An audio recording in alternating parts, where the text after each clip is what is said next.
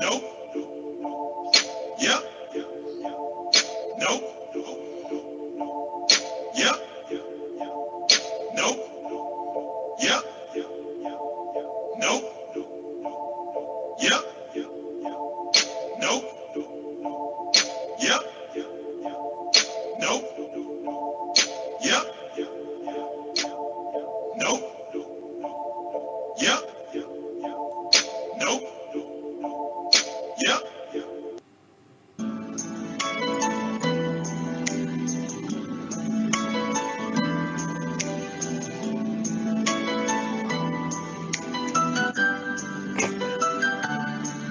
दिन रात दौड़ती इस दुनिया में,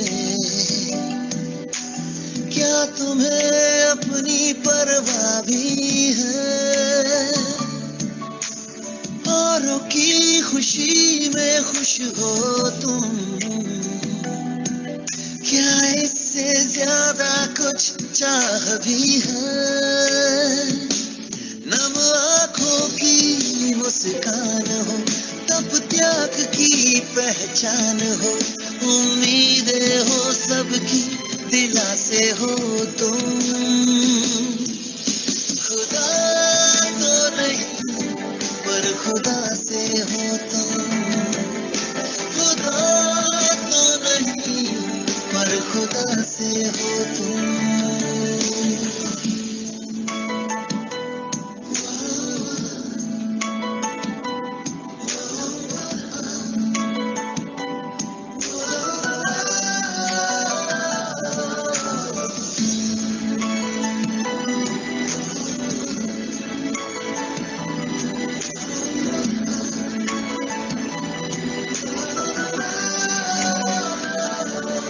जो वक्त तुम्हारा हिस्सा था शायद पल उसका जिया नहीं, जो ख्वाब तुम्हारा किस्सा था छूटा तो शिकवा किया नहीं। तुमने ही दी रिश्तों को धड़कने, तुमने ही की हर सभी उलझने, हर लफ्ज की रफ्तार तुम, हमदर्द लगे हर बार तुम, ज़मीं के फरिश्ते दुआ से हो तुम। खुदा तो नहीं पर खुदा से हो तुम, खुदा तो नहीं पर खुदा से हो तुम, खुदा तो नहीं पर खुदा से हो तुम, खुदा तो नहीं पर खुदा से हो तुम।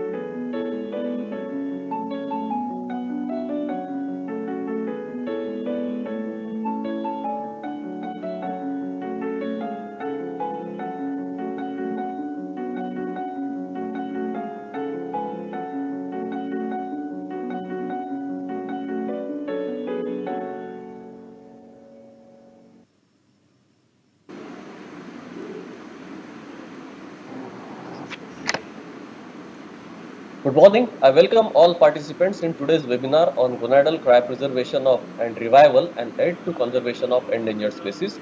Today's eminent scientist, Dr. Sandeep Goyal, who has completed his BVsc and AH in the year 1996 with honors from Jawaharlal Nehru Krishi Vishwavidyalaya, Jabalpur, India, and his MVsc in the year 2000 in the subject of animal biotechnology from Tamil Nadu Veterinary and Animal Sciences University, Chennai, India. In 2000, he joined CSIR Center for Cellular and Molecular Biology (CCMB) as a scientist in the Genome Research Group, where he worked at the National Facility for Transgenic and Gene Knockout Mice. In the year 2005, he was awarded the Japanese Government Fellowship (MAX) to pursue a PhD in Applied Bioscience from Kyoto University, Japan.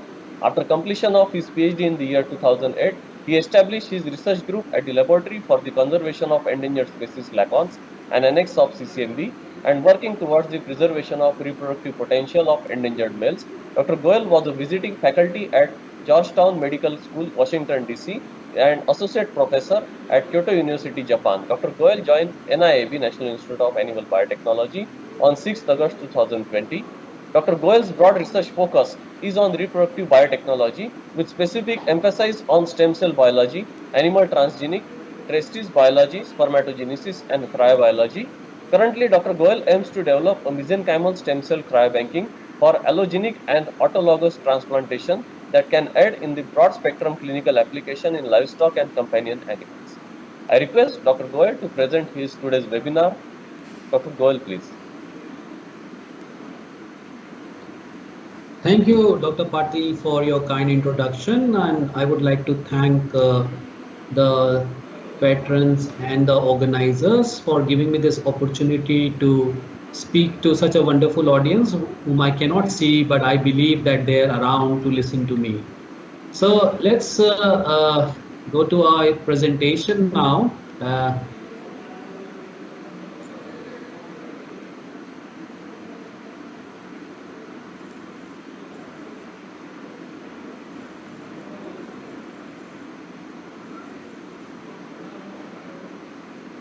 Okay, so as Dr. Manoj already introduced my topic of the talk today, gonadal cryopreservation and revival and aid to conservation of species. I have done most of this work, or almost all of this work, in the laboratory for the conservation of endangered species, for where I was working for the past 12 years. This is a part of CSIR CCMB, located in Hyderabad, and it's an annex of CCMB.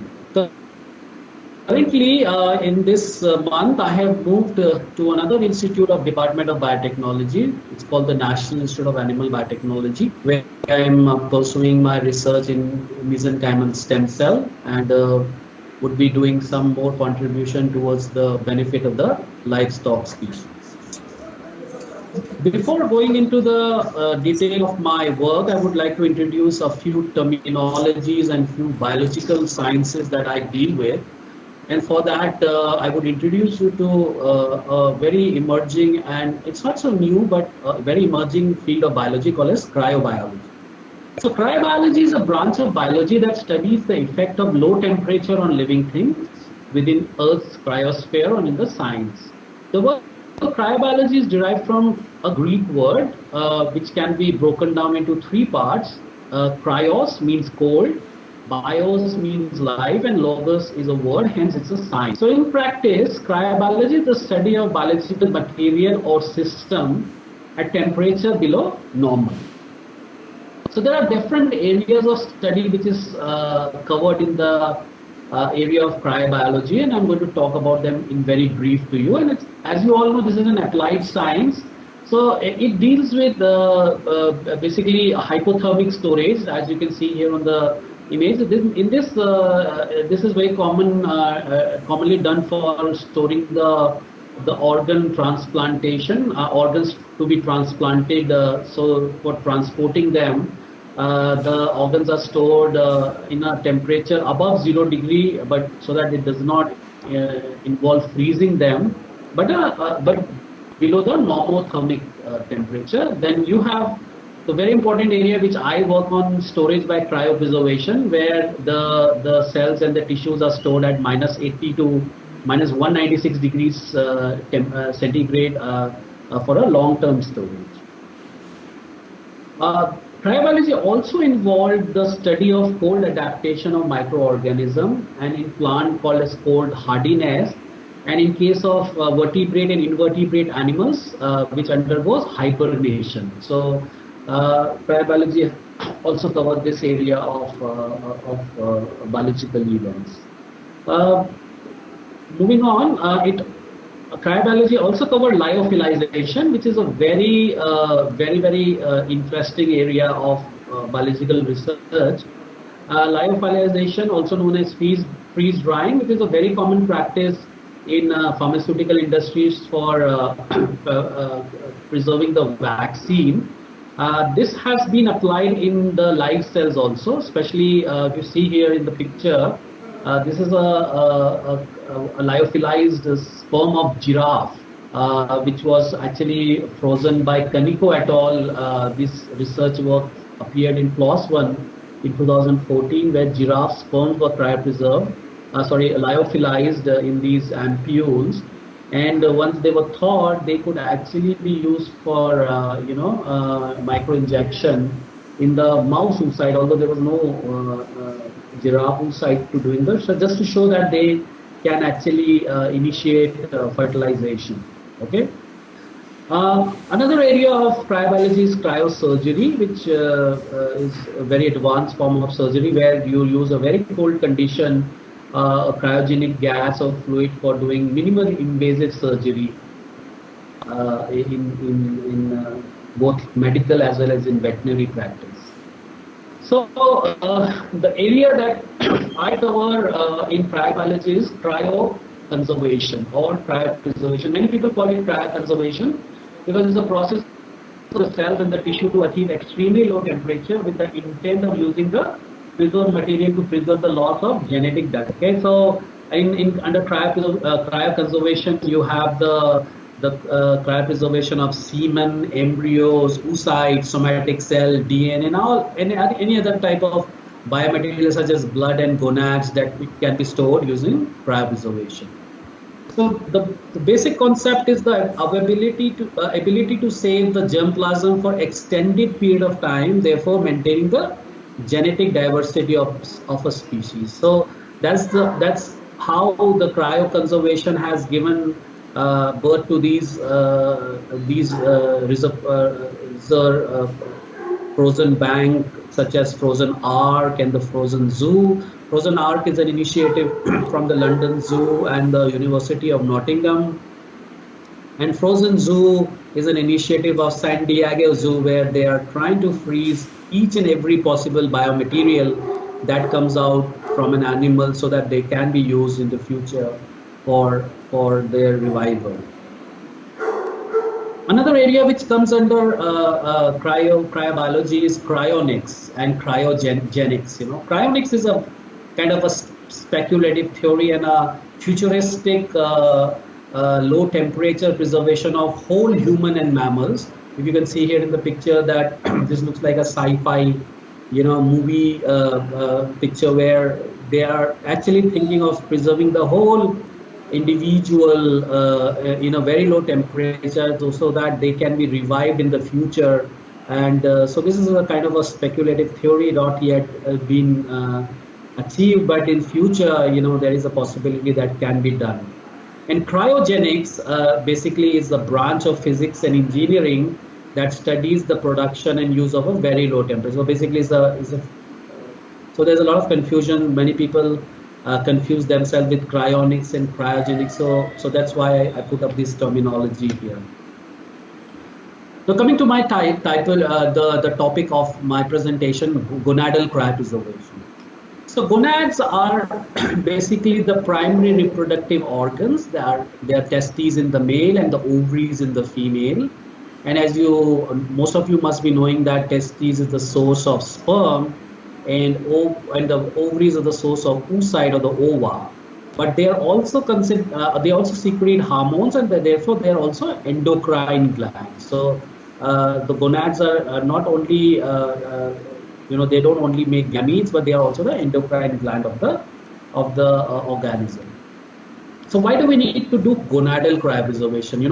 Cryopreservation is actually not a new technique. In 1940, Dr. Polga he was a Russian scientist who developed the cryopreservation of sperm, or the bull semen, which has become the most revolutionizing technology that has changed the way the breeding in cattle is done. In India itself, this AI has really revolutionized the white revolution, leading to cross breeding program where the semen straw from a prize bull were transferred or transported into the deep villages where you cannot have access to good quality semen, and that has really changed the whole scenario of the dairy industry and the milk production in this country. So why do we need to do gonadal cryopreservation? That question is very commonly asked by people. So from the gonads, you can actually retrieve fertilization competent gametes from a sexually matured animal. Now, in this case, in case of gonads, sperm and oocyte retrieved from mature animal can be cryopreserved and used for assisted reproduction technique. However, gonadal tissue can be collected from animal at almost all developmental stages.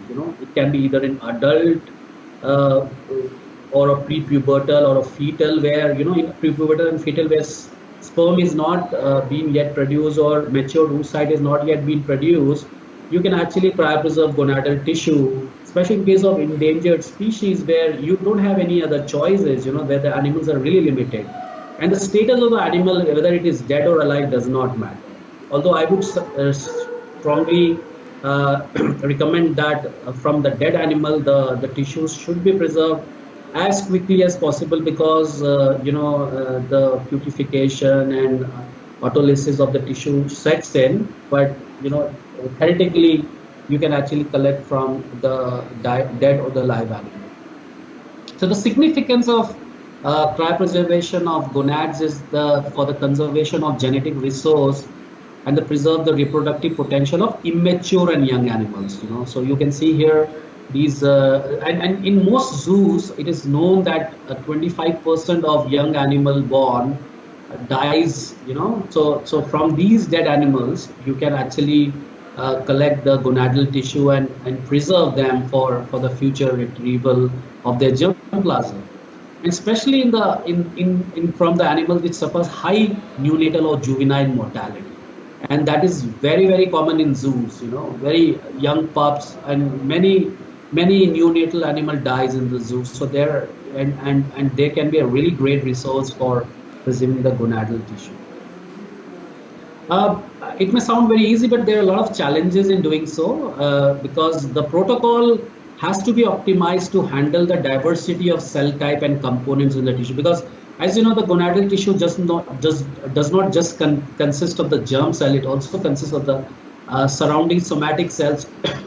Excuse me, that supports it, and therefore there's a wide variation in their cryopreservation ability. So you have to consider both the somatic cell and the germ cell cryopreservation, so that you can use them for cryopreservation.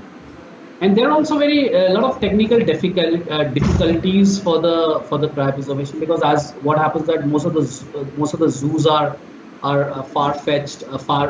Location of these zoos are far very distant from the specialized laboratory. That was used to happen in Lacones. But the Lacones was just 5 kilometers from the zoo, but still that distance was really a deterrent for going there and collecting the tissue, because there are a lot of procedures involved in getting the post-mortem of the animal done. So the time difference between the death and the collection of the tissues, gonadal tissues, are really a big challenge that most of the biologists face in the field condition. So this cartoon actually summarized the expected outcome. So if you have a dead wild animal, you can collect the gonads and cryopreserve them for long term. And then once you have the technology, right now there are technology available to revive them and retrieve the gonads. So you can actually use xenografting or the in vitro culture system to mature these immature gonads from the young animal or the juvenile animal and produce the fertilization competent gametes from them and can use for assisted reproduction, which can be actually transferred to a surrogate, a close surrogate. For example, we have been trying to explore the leopard as a surrogate for lion, for the tiger in many cases, so that because they are biologically very close, so a surrogate can be used to produce these live offspring. Now coming to that how it is done, the cryoconservation. So there are two basic methodologies that is followed in general. That is, first is the slow freezing. It can either be a programmed controlled slow freezing or non-programmed, that is uncontrolled slow freezing, which is very commonly done. So for a controlled slow freezing, you need a setup like this, which requires a computerized way of reducing the temperature at a for a controlled defined period of time. And then very commonly now used, which is coming up as a very robust technique, is the rapid or the vitrification, where I will talk about them more in detail as we go. So if you really look at what the slow freezing can be, this is a picture which demonstrated from 24 degrees, the temperature is slowly brought down to 196. That is the temperature of a liquid nitrogen, where they are kept for a long-term storage. And in vitrification, you can see that there is a plummeting or very drastic reduction in the temperature, which from 24 degrees to minus 196 degrees. And there are different methods followed for it. I'll talk in detail. So very important player in cryopreservation, which is very crucial in preserving the tissue from cryo damage, is cryoprotectant. So as you know, the word cryoprotectant means something which protects the freeze damage. So now there are two kinds of cryoprotectant: penetrating and non-penetrating. So in the penetrating, the most common one is DMSO, dimethyl sulfoxide glycerol, which is very commonly used for cryopreservation of semen in veterinary sciences. And then you have non-penetrating one, which actually the name says that does not. I'll talk more about it in the next slide, which is actually involved in providing the osmotic cushioning to the cells.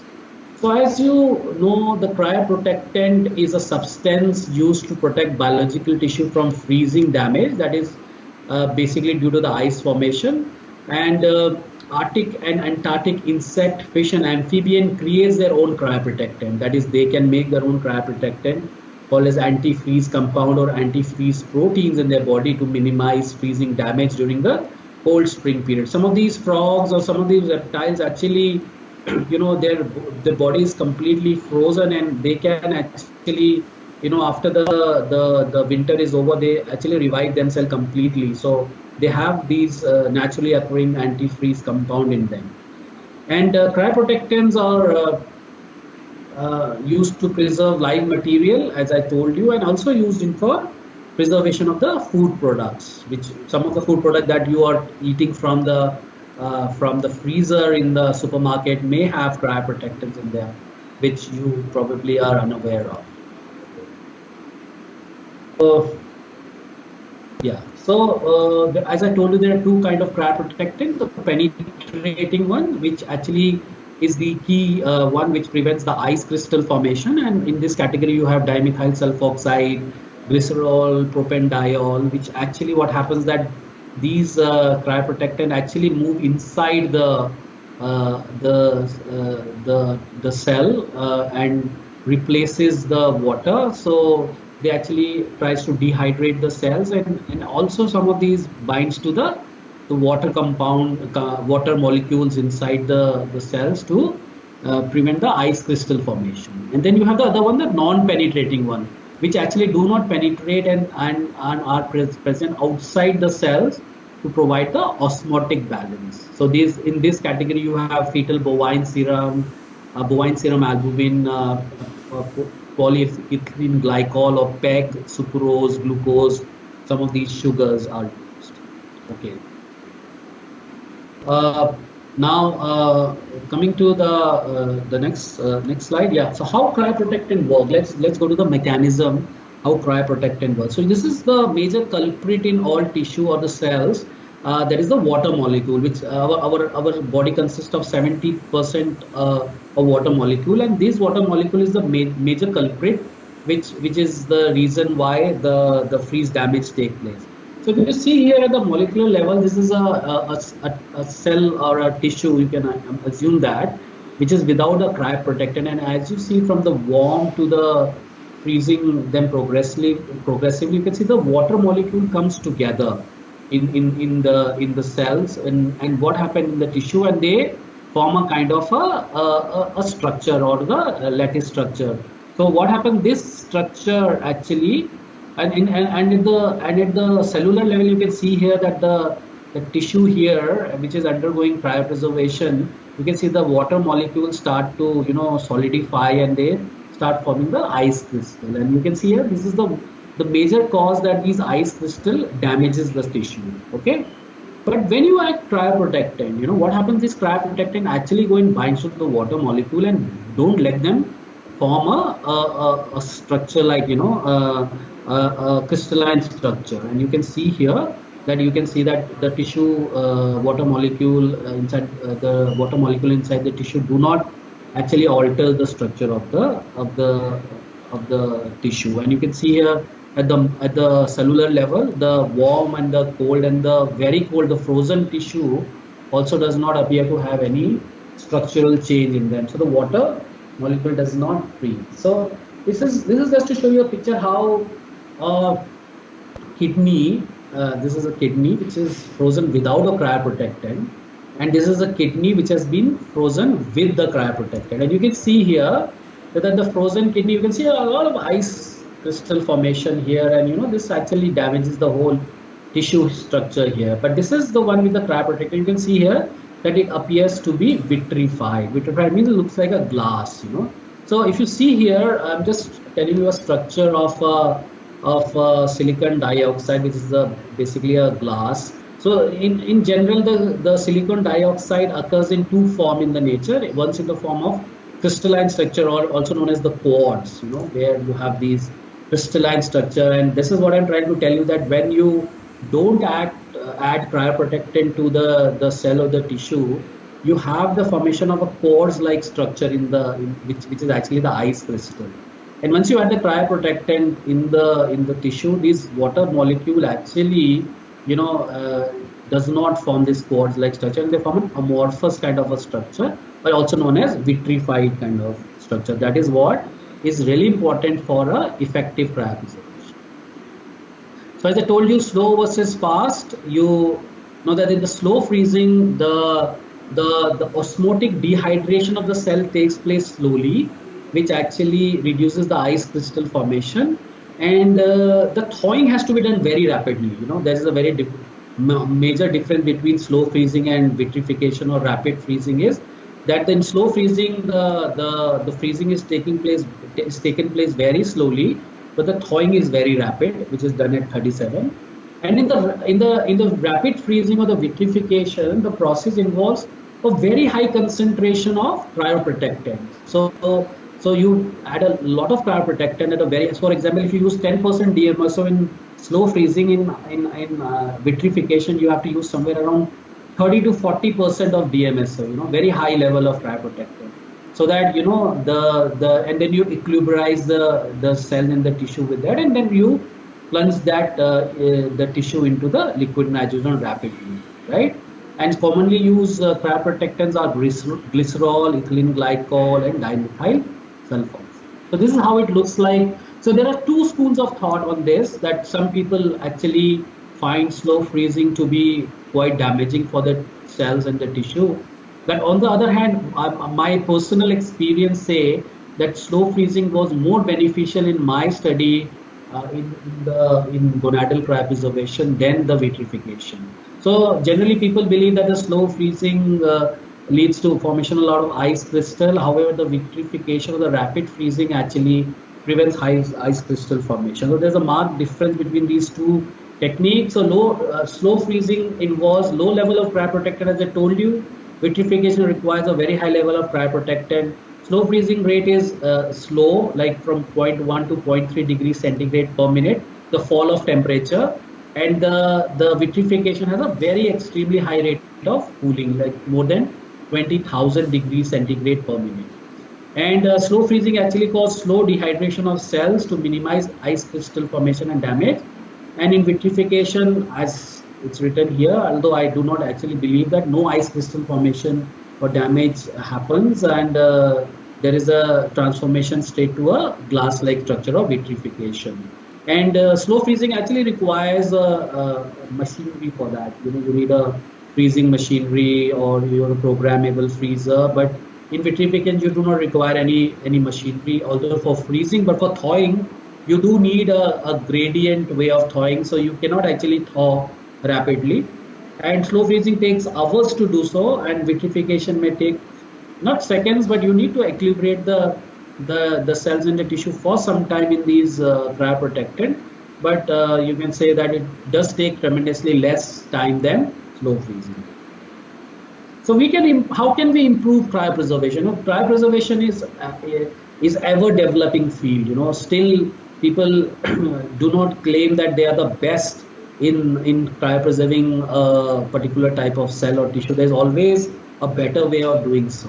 So as you all know that cells and tissue consist of biomolecules such as protein, sugar, lipids, and these composition of these biomolecules differ from cells to cells and tissues by tissue. Even within the same body, a liver and a lung or a spleen composition of protein, sugar, and lipid might be very different from each other. So within a species also there is a lot of difference in the tissue composition. And as you know that more than 70% is water in most of the cell and tissue. So therefore, that plays a very important role. How well do you understand the composition of the tissue and the composition and the content of the water in a tissue, which will be requiring the change in the procedure and the material for cryopreservation. So these constituents differ in different cells and tissue. Therefore, one protocol of freezing cannot be effective for all cells and tissues. Like for example, if I'm talking about a tiger testes versus a deer testes, I would definitely standardize a protocol for both of these species. I cannot just use one common protocol for doing cryopreservation for both of them. And as you all know, the cell and the tissue composition varies between the body, and also it varies drastically between the species. Therefore, you need to have a set protocol. So let's come to the ovary cryopreservation. There has been so the structure of ovary. Ovary basically consists of cortex and the medulla, and most of the follicles are located in the cortical part of that is the topmost part of the ovary. So basically what most of the people do is that they take the cortical part and cryopreserve it. So why do you need to cryopreserve ovary? So ovary consists a large pool of oocyte that is enclosed in primordial follicle, and so from any age, from any age, you can actually collect the ovary and either alive or dead, as I told you in the gonadal cryopreservation. And primordial follicle are more resistant to cryo damage. So therefore, they comes out to be a very important tissue or cells for cryopreservation, right? Because these oocytes are relatively metabolically inactive. They lack of metaphase spindle, and zona pellucida and cortical granules are low in these primordial follicles, so they can be a really good material for cryopreservation. So the procedure involves a very simple way. You take the ovary and then you cut a small square-like section, and then you slice a very thin section by a very thin razor blade. So you have a very thin slice of cortical part of the ovary that you can subject it to cryopreservation. Now that once you have done that, you can actually revive it. In case of human, they actually graft it back into the same. So now, in case of human, ovary cryopreservation is an indication when you have what do you call it, cancer in the female, and then she's undergoing a chemotherapy. So they actually cryopreserve the ovarian tissue, and see, chemotherapy actually is very damaging to the germ cell. So once the chemotherapy is over and the patient has recovered, they actually can graft it back into the same women for developing into a mature oocyte.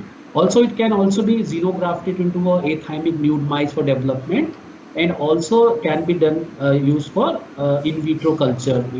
So that is all been done in ovary cryopreservation in many species. So let's look at the achievement in ovary freezing so far.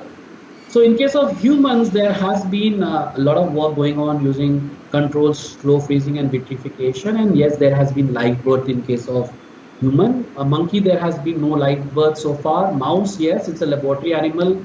Rat also, there has been live birth from the ovary cryopreserved ovarian tissue. Uh, then coming to rabbit, you have live birth in rabbit also. No live birth has been reported in domestic species like pig, goat, and there has been a report of live birth in sheep. Yes, that is there. No live birth has been reported in cattle, and there has been uh, attempt in wild animal that has been done in elephants, wallabies, wombats, and dasyurids. Some of them has been, ovary has been cryopreserved, but however there has been no report of live birth from these cryopreserved ovaries. In case of birds, Japanese quail ovary has been cryopreserved, and there has been report of live birth. So this is a my paper review article which I published in 2014. So if you want more details, you can go, and this is freely available on website, so you can actually look into it for more detail. Okay, coming to testes preservation, which is my expertise. Really, just going into the little bit of detail of testes. As you know, testes consist of basically the seminiferous tubules and the interstitial cell which surrounds it. So seminiferous is the place where spermatogenesis takes place, and in the seminiferous tubule you have all kind of germ cells in case of a mature animal. But however, in case of immature animal, the primary germ cell is either gonocyte or spermatogonia, and also you have the somatic cell called as Sertoli cell in the immature testes. But in the mature testes, you get all kind of germ cell at different developmental stages, including the Sertoli cell, which is the somatic cell, or the mother cell, or the nursing cell. So why do you have to cryopreserve testes? The same reason why you have to cryopreserve ovary. You can collect it from any developmental stage, either adult. From adult, you can also collect sperm, but from pubertal and fetal, where you have any of the test. Testicular tissue can serve as a source for germ cell, and testicular sperms are more resistant to cryodamage. The results have shown from the epididymal sperm that comes out from the testes is much more resistant to cryodamage. Okay, so the procedure is really simple. You take the ovarian parenchyma from the adult or from the young testes. You can just cut it into small pieces of tissue around. I used to cut around 10 to 15 millimeter cube, and then put them into cryo vials and subject them to cryopreservation. Okay, and then keep them in the liquid nitrogen for long-term storage. You can revive this tissue. Sorry, I'm in the middle of a meeting.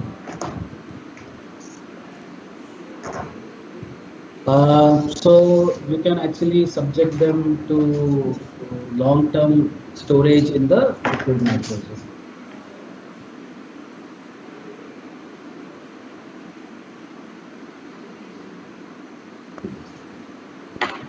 Okay, so The revived cryopreserved tissues can be developed in vivo in an athymic nude mice, which we have been doing a lot in our lab.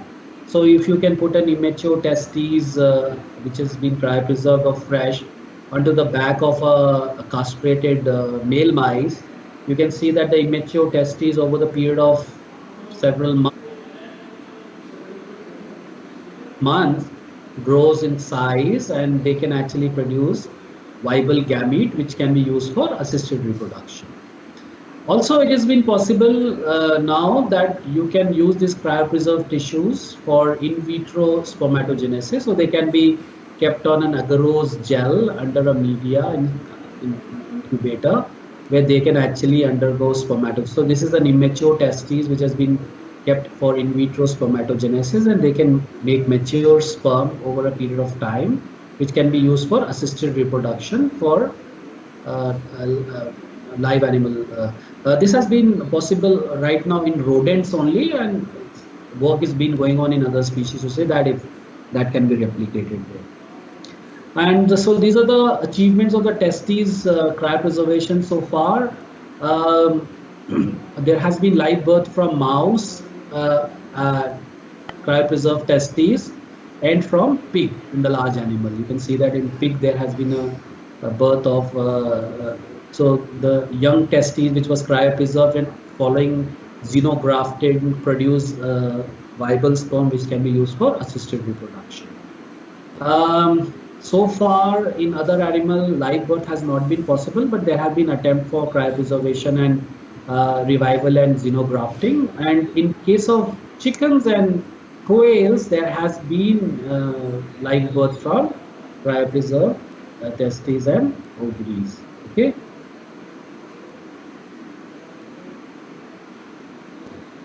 So let's talk about the work that I have done in Lacombe about cryopreservation and revival of Indian mouse deer testes. So as you know, Indian mouse deer is according to IUCN stated is least concern, but in Indian scenario, it is one of the endangered species. Their number has drastically reduced over the period of time, and there's a conservation breeding program going on in Nehru Zoological Park to save these animals. So what happened that we had death of 3 mouse deer in Nehru Zoological Park. 15-day-old 2 animals died, and 30-day-old 1 animal died now, and we were able to collect testes from these dead animals immediately, that is within 2 hours of their death, and they were cryopreserved in 2 cryomedia and using slow freezing, and they were kept in liquid nitrogen for a month, and then they were thawed and then xenografted onto a nude mice to see their developmental competence, and the xenografts were collected after 6 months for the analysis of testicular maturation and germ cell development. So as I told you, we use testes to do xenografting. So the cryopreserved testicular tissue were thawed and then xenografted on the back of the nude mice, which these immature testes could mature, grow.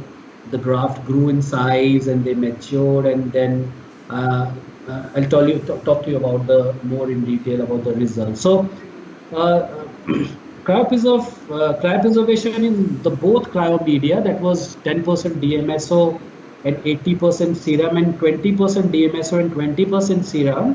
The DNA damage was analyzed using the tunnel assay, and you can see here that in either cases there was the number of tunnel positive cells were not so different inside the cell in the tubule, but on the interstitial cell you have a lot of damaged tissues, so probably the Leydig cell, that is the interstitial spaces, were more prone to cryo damage than the seminiferous tubular cells.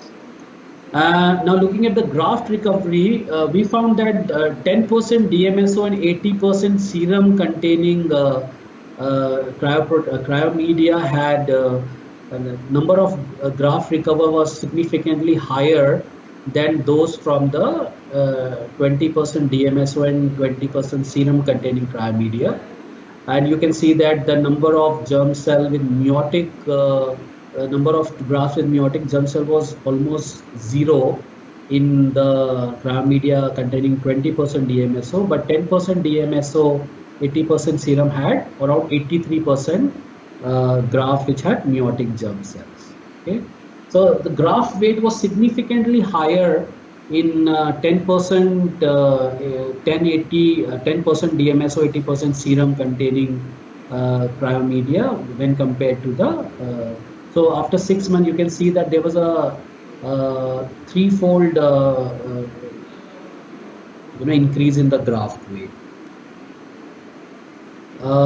Then we had a look at it at a microscopic level. We did a histological and morphometric evaluation of the graft, and you can see here that this is the fresh tissue here, and this is the 10% DMSO, 80% serum containing cryomedia, and this is 20% DMSO and 20% serum containing cryomedia graft.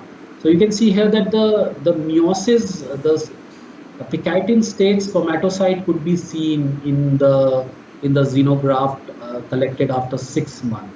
But however, in case of 20% DMSO group, you can see that most of the tissue appeared to be degenerated.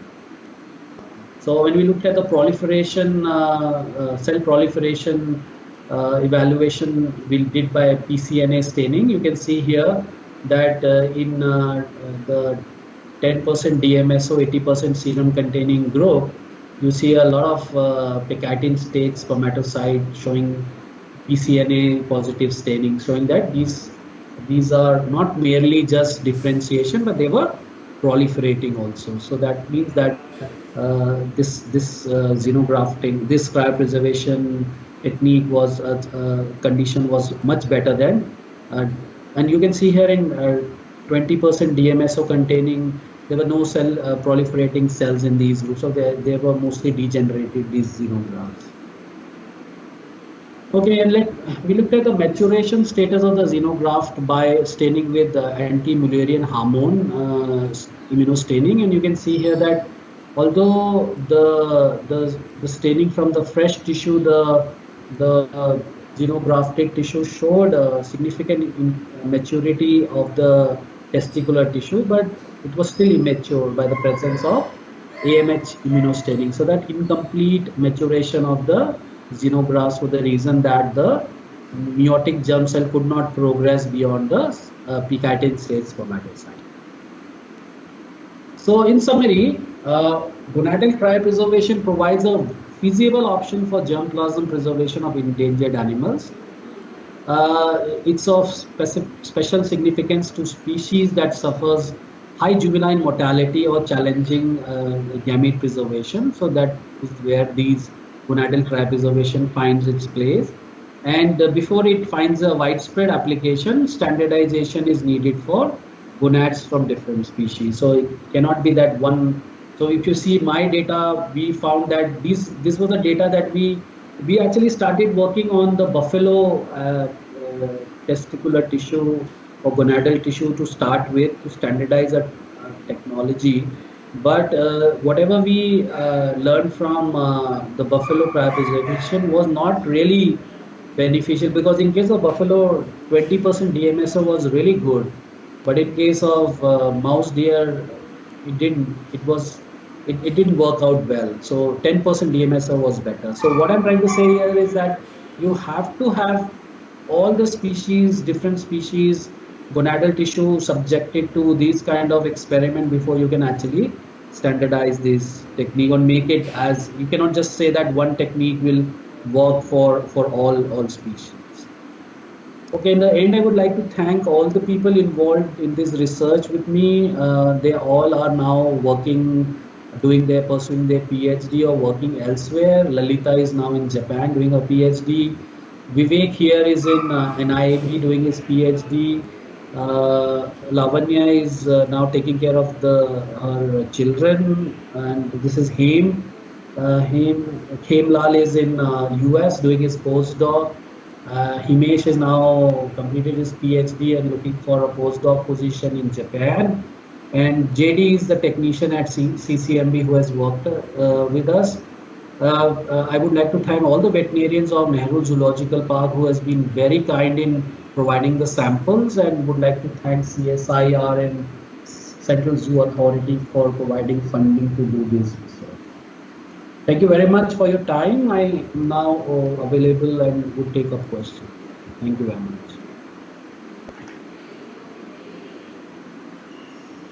Thank you, well, sir, for an elaborate insight into gonadal cryopreservation.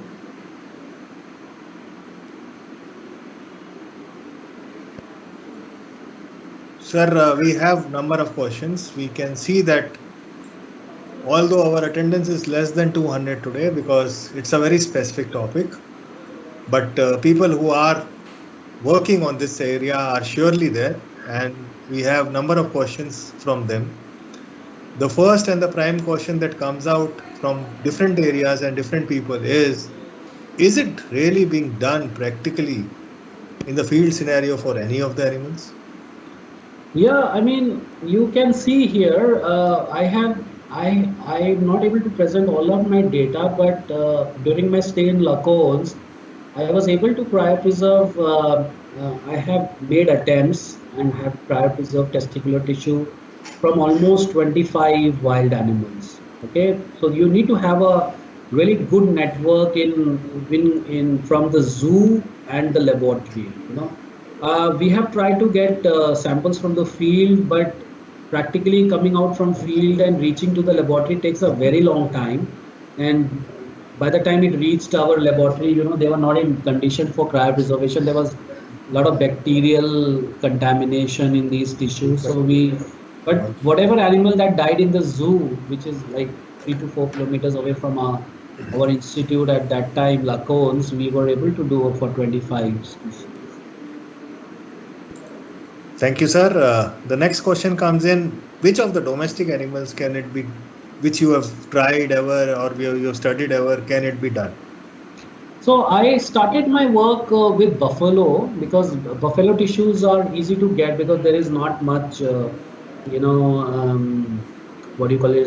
religious taboo for collecting these tissues from buffalo. And so I started working with buffaloes.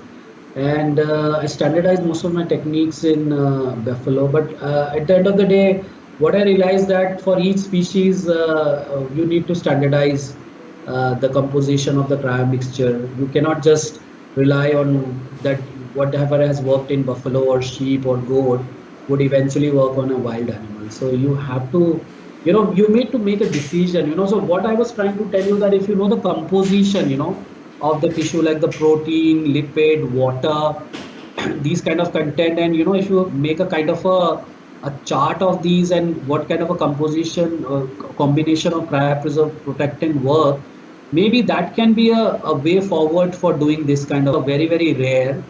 So you need to have some kind of a analysis of the biochemical composition of the especially say testicles. So, and people even say that ovary, we have never seen it to happen. So does it happen? Yeah. So see, there has been more reports on ovary than from the testes, to be very honest. If you see the review article that I put up, if you just see, I had also extensively searched for it. Ovarian cryopreservation is more rampant and more common than in case because see why? For males, sperm can be cryopreserved very easily, but for the females, freezing of oocyte is not that easy, because you need to recover it, and so ovarian cryopreservation, more work has been done on ovarian cryopreservation, and the kind of damage that you're talking about, it all depends on how early you can collect the tissue. See, what happens that most of the animals in zoo die somewhere in middle of the night or early morning, okay, usually. And by the time you reach that animal, official procedure are followed for post-mortem. It is already afternoon, around 2-3. So by the time you get into the tissues in your vial, in your laboratory, it's already started purification. So what we have recommended the zoo to have a cold room, walk-in cold room made in their zoo, so that the animal, when they die, they are transferred into this 4 degrees cold room, so that at least these the putrefaction process is uh, delayed, and so we can. So we have been trying to work as much as possible with the zoos and other organization to effectively recover these tissues, because your starting material is really important. If your starting material is already deteriorated, you cannot do much about it. Okay, so the damages that you talk about due to cryopreservation is also there. But if your starting material is really good quality, you can at least get around 80 to 90% viability in these cells. That is what, in my experience, I have done. Right, sir. And how long is this viability, sir? So viability, for me, liquid nitrogen, I have checked for maybe 2 years. I have seen under liquid nitrogen, and you have to be very religious in keeping the liquid nitrogen container, filled. You cannot just let it go that it dries up and then you refill it again. So you have to keep maintaining that cold chain. And for 2 years, I have seen that I have been able to preserve gonadal tissue, at least in my experience. Theoretically, you can freeze it for as long as you want, but I can talk about for 2 years. I have seen that the viability is not hampered by cryopreservation. Right. Thank you, sir. So what sir wants to say is biological organs can also be cryopreserved equal to a chemical compound, considering an expiry of 2 years at least, if properly done. So the last question is, what is the role of sucrose in the vitrification method? So sucrose actually is a non-penetrating cryoprotectant. So as I told you, it doesn't. So what it does is that it provides an osmotic balance to the cryo mixture. So what it does is, a lot of sugar like sucrose, thalose, which has been used in cryopreservation to provide a kind of a you call it as an osmotic cushioning to the tissues and the cells around it, right? Yeah.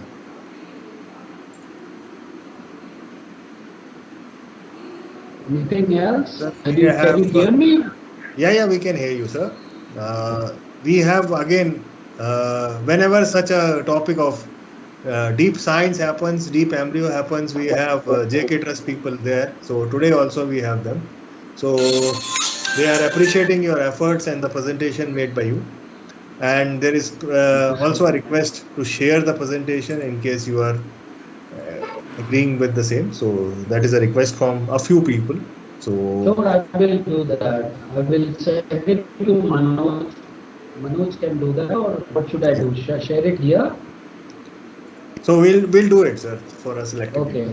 So over to Dr. Manoj Patil. Thank you, sir. Thank you, sir. Thank you so much. Thank you. We are thankful. Thank you, sir. Sir, we are thankful to our beloved Vice Chancellor, Honorable Dr. Colonel Professor Dr. A.M. Paturkar, sir, Honorable Vice Chancellor, MAPSU Nagpur, for his consistent encouragement and support for organizing such kind of activity from time to time. We are thankful to Dr. A.P. Somkor, sir, Dean and DI, Veterinary Faculty, MAPSU Nagpur, for his consistent support and encouragement for organizing such event. We are thankful to Dr. N.V. Kurkude, sir, Directorate of Research, for organizing such events from time to time. We are thankful to Dr. V.D. Aher, sir, Director of Extension, MAPSU Nagpur, for his encouragement to organize such familiar seminar on website for masses. We are thankful to Dr. S.B. Kavitker, sir, Associate Dean, Nagpur Veterinary College, Nagpur, for providing us all the facilities and his consistent encouragement to organize such events. We are thankful to Dr. S.K. Satpure, sir, Professor and Head, Department of ARGO, Nagpur Veterinary College, Nagpur, for his consistent support and encouragement for organization of such events. We are thankful to Intas Pharmaceutical Limited for our technical support in the organization of this event. And lastly, we are thankful to all the participants for their presence in this event speaker webinar organized today. Once again, we are thankful to all the participants. Thank you, sir.